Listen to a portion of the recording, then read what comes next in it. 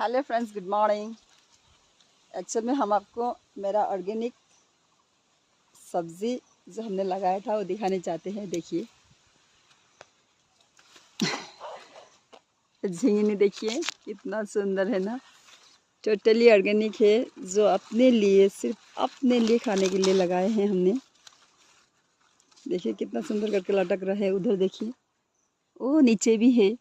इतना छोटा सा पौधा में 4-5 है, हमने बहुत सारे खाए भी। और तो इस तरह से मेरा छोटा सा किचन गार्डन में ये एक नमूना है जो आपको पेश कर रहा है। ये मेरा बहुत सारे हॉबीज़ में से एक हॉबी है, पहले भी बताए थे आपको, है ना।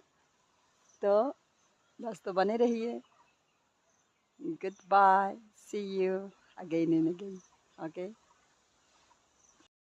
Without chemical fertiliser.